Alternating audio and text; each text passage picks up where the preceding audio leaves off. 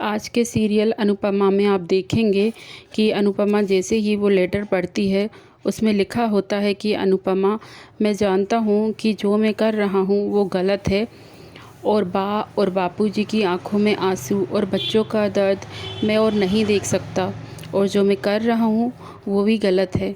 उसके बाद अनुपमा फ्लैशबैक में चली जाती है और वनराज लेटर में लिखता है कि जो 25 साल मैंने तुम्हारे साथ गुजारे हैं उसे मैं कैसे काट कर फेंक दूँ। मुझसे ऐसा नहीं होगा और अगर मैंने ऐसा नहीं किया तो तुम्हारे साथ भी गलत होगा और काव्या के साथ भी। मैं तुम्हें क्या जवाब दूँ और काव्या को क्या। इसलिए मैं कुछ टाइम के लिए अकेले रहना चाहता हूँ। मैं अकेले रहकर ये डिसाइड करना चाहता हूँ कि मुझे क्या करना चाहिए, कौन सा फ़ैसला सही है मेरे लिए और कौन सा गलत। और मैं तुम सबकी आंखों में आंसू नहीं देख सकता।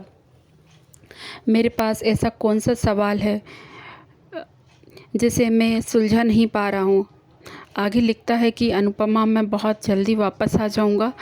जब तक मेरे सवालों के जवाब नहीं मिल जाते मैं वापस नहीं आऊँगा। यहाँ पर काव्या बार बार वनराज को फ़ोन कर रही होती है। वो उस फ़ोन को रिसीव नहीं कर रहा होता है और नंबर ब्लॉक लिस्ट में आ जाता है और वो कहती है कि पहले तो तुमने मेरा कॉल रिसीव नहीं किया, फिर ब्लॉक कर दिया, अब तुम मुझे मजबूर कर रहे हो वहाँ जाने के लिए।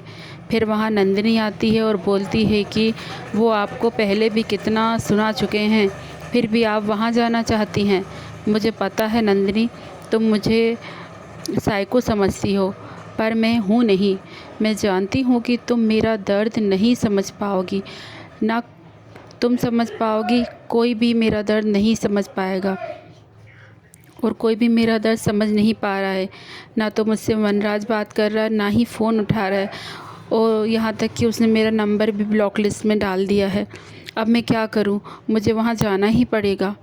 नंदिनी बोलती है कि मासी, आप गलत कर रही हो, लेकिन मैं आपको इस तरीके से नहीं देख सकती हूँ। समर और पाखी दोनों बात कर रहे होते हैं। वहाँ अनुपमा आ जाती है और समर पूछता है कि पापा कहाँ हैं।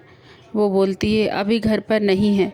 पाखी बोलती है कि मैं रूम में जाकर देख कर आती हूँ। तभी वहाँ पर डॉली आ जाती है।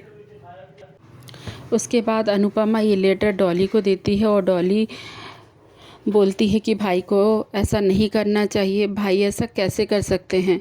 पाखी भी लेटर को पढ़ती है और अनुपमा बोलती है कि घर छोड़कर नहीं गए हैं, वो तो घर छोड़कर भाग गए हैं। गुस्से में बहुत होती है और इमोशनल होकर बोलती है कि 25 सालों से मैं अपने बच्चों को संभालती आ रही हूँ, परिवार को संभालती आ रही हूँ और अब जो सब कुछ उनके मन का हो रहा है अब वो भी नहीं होने देना चाहते। जब ये रिश्ता था तब भी मैंने अपने परिवार को अकेले ही संभाला और आज ये रिश्ता टूट रहा है, फिर भी मुझे ही अकेले संभालना पड़ रहा है। ये देखो किस तरह से घर को छोड़कर चले गए हैं। शादी से दूल्हे को भागते हुए देखा था, लेकिन तलाक से भागते हुए कभी नहीं देखा। हमेशा इनके मन का हुआ है, आज भी इनके मन का ही हो रहा है। उसके बाद भी ये घर छोड़कर भाग गए हैं। हमेशा यही क्यों घर छोड़कर भागते रहे हैं। घर वाली से झगड़ा होता है तो बाहर वाली के पास चले जाते हैं और बाहर वाली से झगड़ा होता है तो घर वाली के पास चले जाते हैं। इनका बस इतना ही काम रह गया है, बस भागते रहो भागते रहो भागते रहो। काव्या से झगड़ा होता है तो अनुपमा के पास आते हैं और अनुपमा से झगड़ा होता है तो काव्या के पास। मेरा सिंदूर, मेरा परिवार, मेरा मंगलसूत्र ही सब कुछ था मेरे लिए, ये सब कुछ भी मेरे से छीन लिया। मैंने कुछ नहीं कहा, पर मुझे सिंदूर और मंगलसूत्र मांगने पर नहीं चाहिए, मुझे मेरे हक़ का चाहिए। जब मुझे पता चला कि ये मुझे प्यार नहीं करते तो मैंने इनकी खुशी के लिए इनको डिवोर्स तक देना पसंद किया, लेकिन इन्हें देखो, ये तो डिवोर्स भी नहीं लेना चाहते और भाग गए। और 25 साल तक मैंने सब कुछ संभाला, जब ये साथ थे तब भी संभाला और जब ये छोड़कर चले गए तब भी संभाला। और बोल रहे हैं कि हमेशा की तरह इस परिवार को संभाल लेना। हमेशा मैं ही क्यों संभालूं, हर बार मुझे ही हर चीज़ क्यों समझनी होती है। अब इनको आना होगा और घर को संभालना होगा। अब एक काम करो, कॉल करके पूछो कि काव्या के पास गए हैं क्या। उसके पास जो काव्या है वो वहाँ से आती है और बोलती है कि वनराज, मुझे तुम्हारे घर आने के लिए मजबूर कर दिया गया है। मैं अंदर नहीं आऊँगी, पर जानकर रहूँगी कि तुम मुझसे बात क्यों नहीं कर रहे। उसे ये नहीं पता है कि वनराज घर पर नहीं है।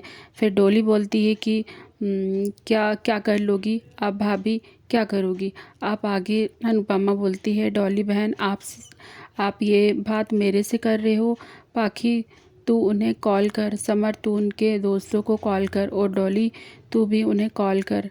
काव्या वनराज के घर आ जाती है और अनुपमा उसे बताती है कि वो घर छोड़कर भाग गए हैं। ये सुनने के बाद काव्या अपने आप को संभाल नहीं पाती है और ज़मीन पर गिर जाती है। उसके बाद अनुपमा काव्या को संभालती है और उससे बोलती है कि इस समय तुम्हें रोना नहीं चाहिए और मैं तुम्हारे वनराज को ढूंढती हूँ। काव्या अनुपमा से झगड़ा करने लगती है, बोलती है कि तुमने ही वनराज को घर से जाने को बोला होगा। फिर अनुपमा बोली कि मैं तुम्हारे हाथ जोड़ती हूँ, फालतू की बकवास मत करो मुझसे। फिर डॉली काव्या को लेटर पकड़ाती है। फिर काव्या बोलती है कि वनराज ने ऐसा क्यों किया। तुमको नहीं पता कि उन्होंने ऐसा क्यों किया, क्योंकि तुम शुरू से उनके लिए कुछ थी ही नहीं और तुम कभी हो भी नहीं सकती। तुम उनके लिए पहले भी आउटसाइडर थी और हमेशा रहोगी। आगे का लेटेस्ट अपडेट जानने के लिए सब्सक्राइब कीजिए मेरे चैनल को, लाइक कीजिए मेरे वीडियो को और कमेंट में आप बताइए कि आपको वीडियो आज का कैसा लगा।